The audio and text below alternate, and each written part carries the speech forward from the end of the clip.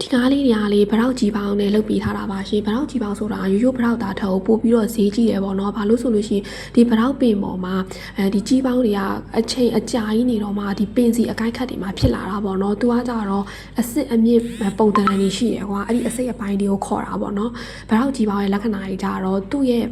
တစ်တွေကကွာဒီလိုမျိုးအဝိုင်းလေးတွေအကွေးလေးပေါ့နော်ပုံမှန်တစ်တွေထက်ကိုတစ်ကြောကပို့ပြီးတော့ရှုပ်ထွေးတယ်ပြီးလို့ရှိရင်သူ့ရဲ့ပုံစံလေးကလှိုင်းလိုပုံစံလေးတွေရှိရပေါ့နော်အယောင်ဆိုလို့ရှိရင်လည်း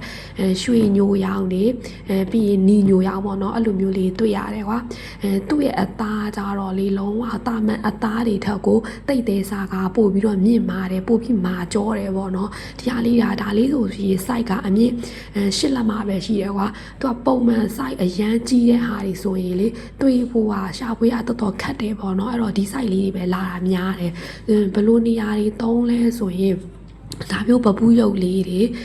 ပြီးရင်ဖျားစင်သုံးပစ္စည်းတွေပြီးစပွဲအလားတင်တဲ့ပစ္စည်းတွေပေါ့နော်တန်ဖိုးမြင့်တဲ့ပရိဘောကအသေးစားလေးတွေအသုံးများတယ်ကွာ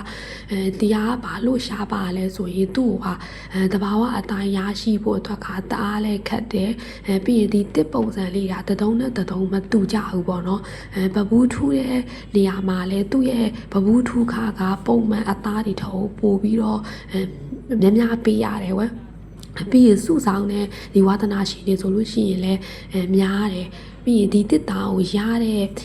အရေးအတွက်ကနည်းတယ်ပေါ့နော်လိုချင်တဲ့ဈေးကွက်မှာလိုချင်တဲ့ဝယ်လူကအများပြီးတော့ဈေးကွက်မှာရှိနေတဲ့ပစ္စည်းကနည်းတယ်အဲ့တော့ဒီဟာလေးတွေကဈေးတော့ကြီးပါတယ်ရှင်ဈေးလေးတွေကတော့အသေးစိတ်ကိုလေ CB မှာလာမေးလို့ရပါတယ်နော်အားလုံးကျေးဇူးတင်ပါတယ်